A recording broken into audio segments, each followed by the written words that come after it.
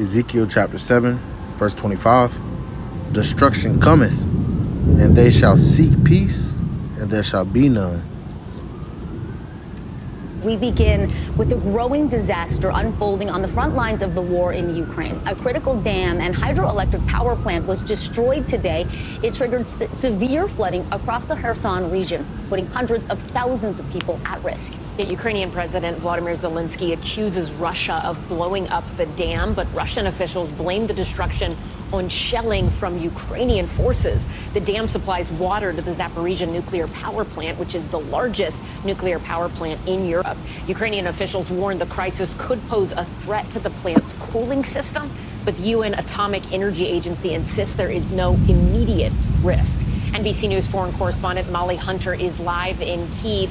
Molly, break all of this down for us. Ukraine is warning about the risk of an environmental disaster. This is a region that is kind of split in who controls what. Ukrainian forces took back one side of the river, Russian forces still on the other. Do we know if the dam was actually the target of whatever happened here, or was someone trying to hit the highway? What's going on? Yeah, Allison, and I think the most important thing, what you just said, was that this is the front line, essentially. This river separates Russian troops on the eastern bank and Ukrainian civilians on the western bank. Ukrainian troops, Allison, and as you know, who have lived and survived in Kherson, who survived brutal Russian occupation, and now they are dealing with catastrophic flooding.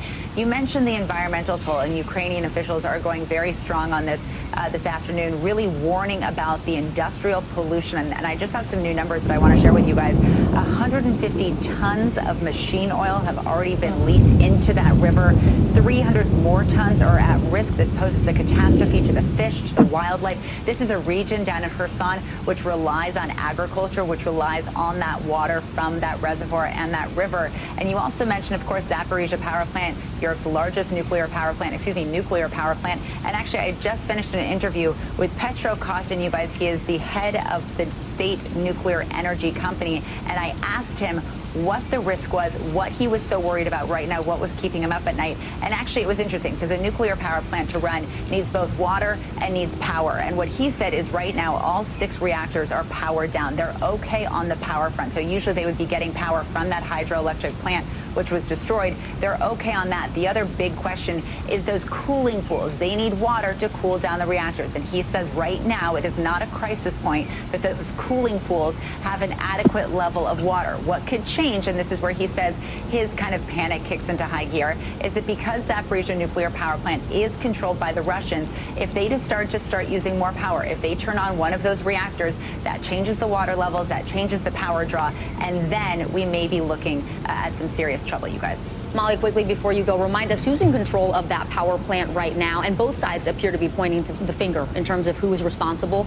for this attack.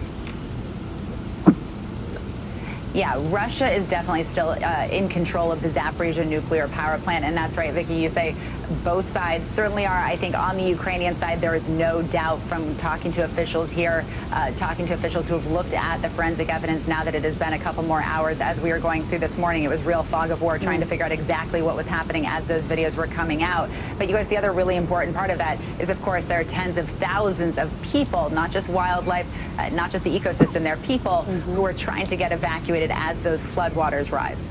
NBC News foreign correspondent Molly Hunter. Molly, thank you so much. Thanks for watching our YouTube channel. Follow today's top stories and breaking news by downloading the NBC News app.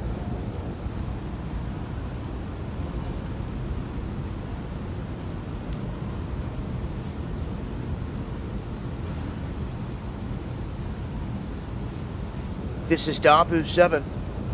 We have a big situation unfolding inside of Ukraine as thousands of people are being told to evacuate now as this massive wall of water is heading through the Kherson region, looking to flood out many towns. And you can see here, these 2 different images, it shows where this bridge was blown out. We have an absolutely massive column that is missing from this area. I'm going to play this clip here, and you're going to see in the simulation the water and the levels going down through Kherson in all the areas that they expect that this is going to flood out. Russia blaming Ukraine, Ukraine blaming Russia.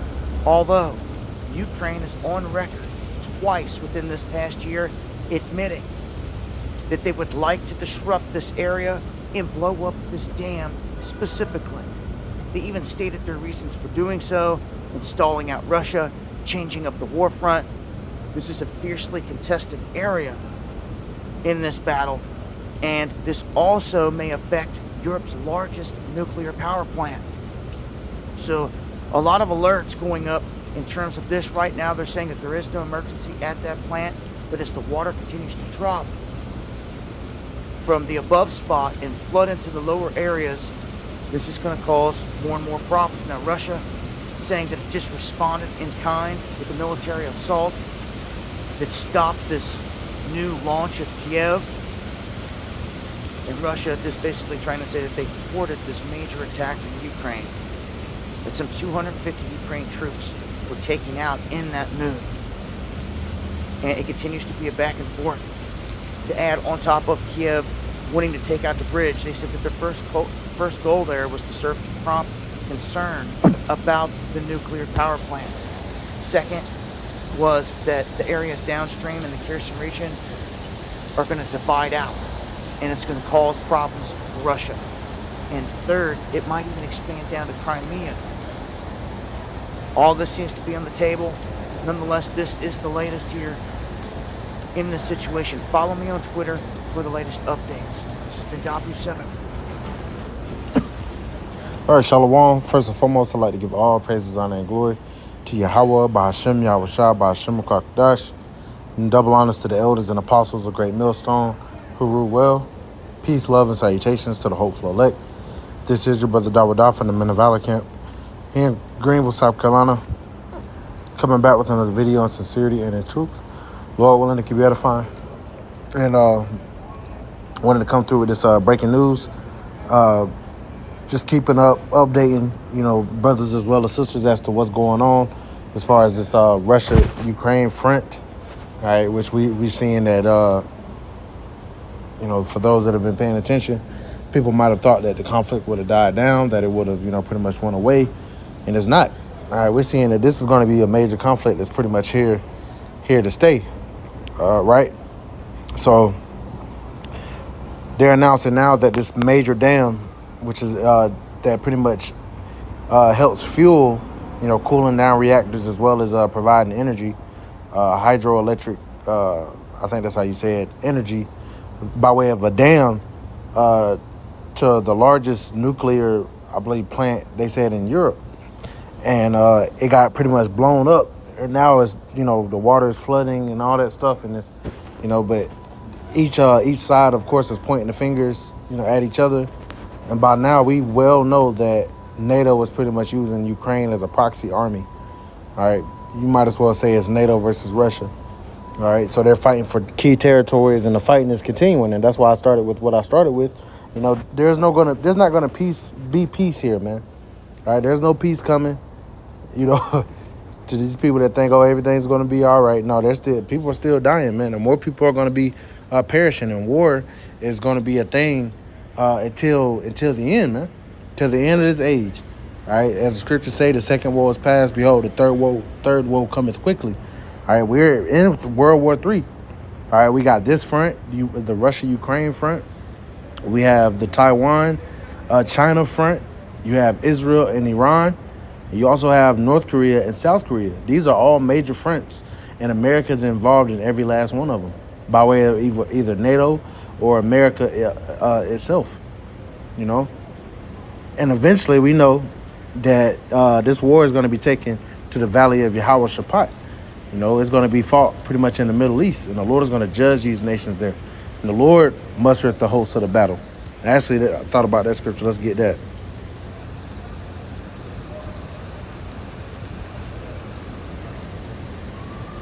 This is Isaiah chapter 13 and verse 4. It says, the noise of the multitude in the mountains like of a great people, like as of a great people, and a tumultuous noise of the kingdoms of nations gathered together. The Lord of hosts mustereth the hosts of the battle. So the Lord is bringing these different armies, bringing these different conflicts for his purpose. And it's going to result in the utter destruction of not only our land, All right, the land of Israel, which is going to be judged, but also America, Babylon the Great. Now, there's going to be other places that get hit. All right, but the Lord is pretty much amping this thing up, man. All right, these conflicts aren't going to die down. All right, hey, through the Spirit, I can see Taiwan being invaded by China very soon. And America is going to be stretched so thin that they're going to begin to lose, man. And we don't know exactly how it's going to go down, but we know after that MOTB is pushed throughout the world, hey, you know, that's fair game, man. All right, those missiles are going to be shot from the four corners of the earth. All right, but these little, you know, skirmishes going on, the Lord said that there will be wars and rumors of wars, conflicts, nation against nation, kingdom against kingdom. And we're seeing all these things coming to pass before our very eyes. So it's good to look, you know, to be paying attention to the different shit going in. That's why I showed you the NBC news, because it's on major American news. All right, that's breaking news, as well as Dabu 7, who was more like alternative news that kind of gives it to you from a unbiased point of view. You know, also watching channels like Canadian Prepper, Off-Grid Desert Farming. You know, I know he was big on, you know, the whole Russia-Ukraine conflict, even before, you know, Russia basically made a move. All right, it's good to keep up with these things. The scriptures say, be not ignorant of any matter, great or small, roughly paraphrasing. So we keep up with these things, man. All right, the average Israelite is just worried about, you know, what Blueface and Krishan doing, or what this rapper's doing, or what that rapper's doing, or, you know, even in these this red pill shit got people, you know, preoccupied. You know, you got the NBA finals going on. There's a lot of distractions going on, but us who have been commanded to be watchmen, all right, we watching for everything, man. Yeah, we will watch and hear about different things that goes on in the hip hop community and all that shit. But we're seeing what's going on the world stage, all right? Because the Lord he's a God, he's a power of war, man. He's a man of war. So best believe he's doing these different things and causing these different things to happen on these different fronts to ultimately get to, you know, the epitome of World War III, which is coming quickly, as we know. So just wanted to come out with this update. Lord willing, it was edifying. I'd like to give all praises, honor, and glory to Yahweh, Bahashem, Yahweh Shai, Bahashem, Rukakadash, and double honors to the elders and apostles, great millstone, who rule well, and peace, love, and salutations to the hopeful elect. Till next time, Shalom.